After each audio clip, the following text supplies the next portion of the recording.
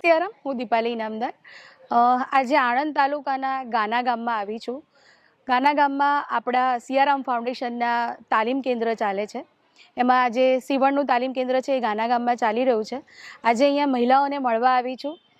લગભગ 1 મહિનો થઈ ગયો અહીંયા ક્લાસ ચાલે છે.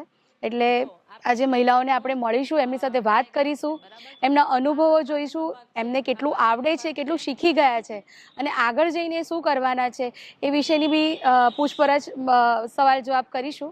અને જે અમારો મુખ્ય હેતુ છે કે દરેક મહિલાઓ શીખે અને સ્વનિર્ભર થાય એવો પ્રયાસ અમારો છે. તો ચાલો આજે આપણે જઈએ અને મળીએ બધાને અને જાણીએ કે એમના અનુભવ કેવા રહ્યા છે અને એ કેટલા ખુશ છે. ચાલો મારી સાથે. સ્ટાર્ટ કરીએ એટલે લોક કરવાનું ધીરે ધીરે શેપ પ્રમાણે. હવે આ ઘડીવાળો ભાગ છે, બરાબર છે? એટલે આ ભાગને કેવી રીતે રાખવાનું? ઘડીવાળા ભાગમાં, બરાબર? ઘડીવાળા ભાગમાં આવી રીતે ગોઠવવાનું એને. પછી એને કેવી રીતે આપણે અહીંયા ડ્રો કરવાનું, આવી રીતે. જય સિયારામ. કેમ છો બધા? કેવું ચાલી રહ્યું છે સીવણનું? સરસ. મજા આવે છે બધાને? એકદમ ખુશ છો બધા શીખીને? તો નીતાબેન, શરૂઆત તમારાથી કરીએ કે તમે અહીંયા કેવી રીતે આવ્યા, તમને કોને અહીંયાનું રેફરન્સ આપ્યું અને તમારો અનુભવ શું રહ્યો અહીંયા આવીને? અમે અમારા ગામમાં પેલા હંસાબેન છે, એમને અમને કહ્યું હતું કે તમારે, મેં એમને કહેતી હતી કે મને બ્લાઉઝ શીખવાનો શોખ છે, તો અમને કંઈક આવું કંઈક ક્લાસ બ્લાસ ચાલુ કરી આપો. તો એમને પછી એમને જ્યોતિકાબેનનો સંપર્ક કરાયેલો તમારા તરફથી, આમ કે આ બેન તમારે આવશે ગામમાં. તો એમને પછી અમે ફોન કોન્ટેક્ટ, અમારા ઘરે બાજુ બધાને પૂછવા આવતા હતા કે તમારે બધાને શીખવું છે. તમે બધા ખાસા બધા બહેનો બધે ફરીને એમને બધી બહેનો તૈયાર કરી અને અમે પછી મિટિંગમાં તમે આવ્યા. પછી મિટિંગમાં બધાને અમને સારું રીતે એવી રીતે જ્ઞાન આપ્યું કે તમે બધા તમારા પગ ઉપર ઊભા રહો અને તમે કંઈક શીખો, આગળ વધો. એટલે મહિલાઓ માટે તમે આવું કામ કર્યું. એટલે બધા ભેગા મળીને અમે મિટિંગમાં આવ્યા. પછી અમે ચાલુ કરી સીવાનું અને અમે નાનું નાનું આમથી મોટું શીખવાડ્યું એમને સીવા માટે. ઓકે, તો તમે અત્યાર સુધી શું શું શીખ્યા તમે અહીંયા ક્લાસમાં? અત્યારે અમે નાનાથી પછી બ્લાઉઝ હવે શીખ્યા. પહેલા નાના જબલાઓ બનાવતા શીખવાડ્યું અને હવે બ્લાઉઝ અમે સીવીએ છીએ. પહેલા સાદા સીવ્યા અને હવે અસ્તરવાળા અમે સીવીએ છીએ. ઓકે. અને તમારો કેવો અનુભવ રહ્યો? અહીંયા જ્યોતિબેન છે, કલ્પનાબેન છે, કેવું શીખવાડે છે? તમને મશીન ઉપર બેસીને શીખવાડે છે એ થોડુંક તમે જણાવો. થોડુંક બે મશીન પર બેસીને અમને સારું શીખવાડે છે. થોડાક શખ્સ થાય છે, થોડાક મજાક મસ્તીમાં શીખવાડે છે. અમારે 2 કલાક કમના પસાર થઈ જાય અમને ખબર જ નથી પડતી. અમને એવું આખો દિવસ શીખવાડે તો સારું એવું થાય છે. આગળ જઈને તમે આજે શીખ્યા છો તો શું કરવાનું તમારો વિચાર છે? આવું ઘર બેઠો ધંધો કરીશું, બ્લાઉઝ એવું શીખીશું તો અમારા પગ ઉપર અમે ઊભા રહીશું. તમારા બાળકોને કંઈક પ્રેરણા મળશે કે અમે પણ કરીએ અને બીજી બહેનોને પણ સારું કે એમના પગ ઉપર ઊભી રહે અને એમના ઘર વિશે એમનો ખર્ચો તો પણ કરી શકે. એમ કે તમે આવું કર્યું તો સારું કે મહિલાઓ માટે મહિલાઓના પગ ઉપર ઊભી રહે. બરાબર છે. આમ આપણે નોર્મલી જો બહાર બ્લાઉઝ સીવડાવવા જઈએ તો 500 થી ઓછી કોઈ સિલાઈ હોતી નથી. અને એ જ વસ્તુ જો આપણે આટલા સરસ રીતેથી શીખ્યા હોય તો એનો ઉપયોગ બી કરીએ અને બધાને, આપણા ઘરને બી ઉપયોગી થઈ શકે. બરાબર છે ને? કે 2 પૈસા આપણે પણ કમાઈ શકીએ. અમે ઘેર બેઠા આપણે શું કરીએ કરતા આપણે ઘેર બેઠા આપણા છોકરા સચવાય અને આપણે પણ આપણા પગ ઉપર ઊભા રહીએ. બીજા કોઈ બેન કે હવે પોતાનો અનુભવ કહી શકે? જી, શું નામ આપનું બેન? તલ્લિકા. તલ્લિકાબેન, તમે કેવી રીતે અહીંયા જોડાયા અને તમારો અનુભવ શું રહ્યો અહીંયા? પહેલાં તો તમે મિટિંગમાં બોલાયા ત્યારે જ અમે આવ્યા હતા. ત્યારેથી જ ખબર પડી ગઈ કે આ મેડમ અમને સારું શીખવાડશે. અમે અમારા પગ ઉપર ઊભા રહીશું અને બીજાને પણ અમે અનુભવથી શીખવાડીશું. અમે બધું અહીંયા આવ્યા હતા પછી અમને બધું સારી રીતે આવડી ગયું છે.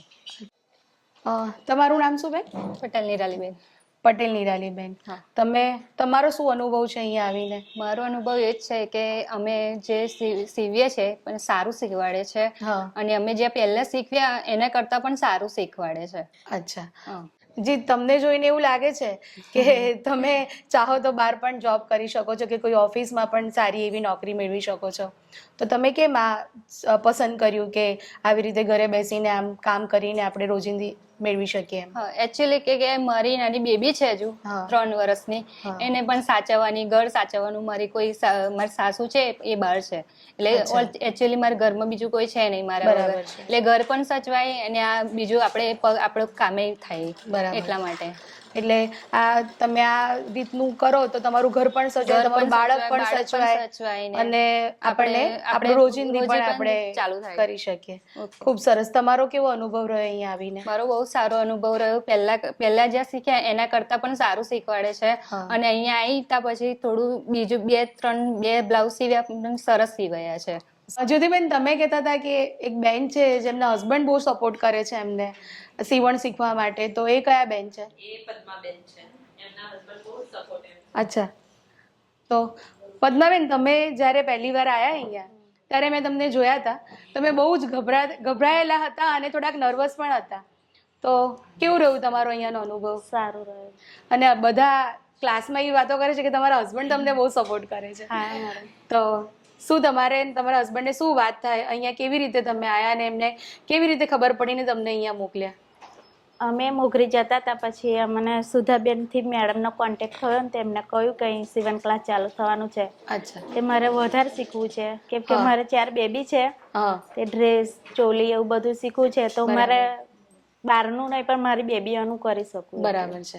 એટલે થઈને તમે અહીંયા આવ્યા છો હા. અને તમારા હસબન્ડ તમને ફૂલ સપોર્ટ હા, કરે full છે, support તમને કરે લેવા મૂકવા પણ આવે છે. હા. આનાથી વધારે વાત શું હોય? આમ તો બધાના જ હસબન્ડ સપોર્ટ કરતા હશે, પણ આવી રીતે જ્યારે મહિલાઓ આગળ જતી હોય અને એમના ઘરેથી એમના હસબન્ડ સપોર્ટ કરે તો એ વસ્તુમાં 4 ચાંદ લાગી જાય અને મહિલાઓ વધારે ઉત્સાહથી શીખી શકે એવું મારું માનવું છે. શું નામ બેન તમારું? કવિતા. કવિતાબેન. કેટલું ભણ્યા છો તમે? 5મું. 5મું ભણ્યા છો. અહીંયા કેવું રહ્યું તમારું અનુભવ? સરસ. શું સરસ. જ્યોતિબેન સરસ શીખવાડે. હું તો ના પાડતી હતી, અહીંયા નહીં આવવાનું, મને નહીં ભાવતું. અચ્છા. પણ એમણે કીધું ને મારા ઘરવાળાએ પણ કીધું કે અચ્છા. તું જા, તને જેટલું આવડશે એટલે હું કશું નહીં બોલું એવું કરીને, એટલે એ લોકોએ મને મોકલી જ છે. અચ્છા. મારે મશીન ઘેરે નહીં, એટલે હું લોન લઈને તમારા પાસે મશીન લઈશ. અચ્છા, ઠીક છે. તમને એવું લાગે છે કે તમે 5 ચોપડી ભણ્યા છો તો આગળ શું કરીશ, કેવું તમને ક્યારેય વિચાર આવ્યો ખરી કે હા. કાંઈક મારે નોકરી કરવી હોય કે કશું કામ કરવું હોય તો હું કેવી રીતે કરીશ, અને આ ક્લાસ થયા એનો તમને ક્યારેય કોઈ વિચાર આવ્યો ખરી? હા, આવે છે ને બેન. શું આવે તમારો અનુભવ? કહો મને. અનુભવ એટલે ભણેલા ના હોય એટલે ભણેલામાં નોકરી તો ના જવાય. જે અહીંયા સીવણ ક્લાસની ખબર પડી એટલે અમે અહીંયા આવી ગયા. અચ્છા. એટલે હવે તમે અહીંયા શીખી ગયા છો, એટલે તમારી એવી ઈચ્છા ખરી કે તમે જે મશીન લેશો અને પછી શાંતિથી ઘરે બેસીને સીવી અને તમે તમારી રોજની કમાણી કરી શકશો? હા, કરી શકીશ. બરાબર. આજે અહીંયા ગાના ગામમાં આવ્યા અને જે સીવણ ક્લાસની જેટલી બી મહિલાઓ આવે છે એમની સાથે વાતચીત કરી, એમના ચહેરાની જે ખુશી જોઈ તો લાગ્યું કે જે મારો હેતુ હતો કે બધી બહેનો એકત્રિત થાય અને આવી સરસ સીવણ ક્લાસની તાલીમ લે અને પોતે પગભર થાય, પોતે જાતે કમાવી શકે, એ હેતુ જે મારો હતો એ ક્યાંક ને ક્યાંક મને આજે પૂર્ણ થતો દેખાયો. ઘણી બધી બહેનો સાથે વાત કરીને એવું પણ લાગ્યું કે તમે ઓછું ભણ્યા હોય તો એ કોઈ મેટર નથી કરતું, તમારામાં શીખવાની ધગસ હોવી જોઈએ. જો તમારે શીખવાની ધગસ હોય તો તમે ક્યાંક કોઈક નોકરી કરતું હોય એટલી પણ તમે કમાણી ઘરે બેઠા કરી શકો છો. આ કોણ છે? અચ્છા, તમે તમારી મમ્મીને લેવા આવ્યા છો? હા. અચ્છા. હવે તમે આવ્યા છો તો તમને પૂછી લો કેવું લાગે છે મમ્મી કરે છે તો આ સીવણ ક્લાસીસ ને એવું? સરસ. સારું લાગે છે. તમે શું કરો છો? હું બ્યુટી પાર્લરનું કરતી હતી. અચ્છા, બ્યુટી પાર્લરનો. કેવો રહ્યો તમારો અનુભવ બ્યુટી પાર્લરનો? બ્યુટી પાર્લરનો કોર્સ ક્યાં કર્યો છે તમે? બહાર પ્રાઇવેટમાં. પ્રાઇવેટમાં કર્યો છે. આશરે કેટલી ફીસ ભરી હશે? 27,000. તો આપણે પણ સિયારામ ફાઉન્ડેશન દ્વારા નિઃશુલ્ક બ્યુટી પાર્લરના ક્લાસ કરીએ છીએ. તમારી દીકરીને તમે જે આ બહાર પૈસા આપીને શીખવા મોકલ્યું તો તમને શું લાગે છે કે આપણી સંસ્થા તો આ નિઃશુલ્ક શીખવાડે છે? અમને જો આ સંસ્થા વિશે પહેલા ખબર હોત, જાણ હા, હોત હા. તો અમે અહીંયા આગળ જ મોકલત એને શીખવા માટે. અચ્છા. અમે હમણાં જ આ સીવણ ક્લાસ ચાલુ થયા ત્યારે ખબર પડી કે આ સંસ્થા ફ્રીમાં શીખવાડે છે.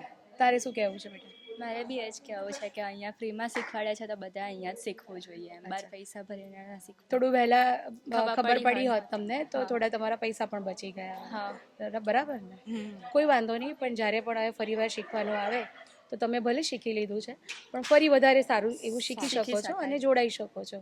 બરાબર ને? આની આપણે કોઈ નિઃશુલ્ક આપણે શીખવાડીએ છીએ એટલે દરેક જણાનો લાભ લઈ શકે છે.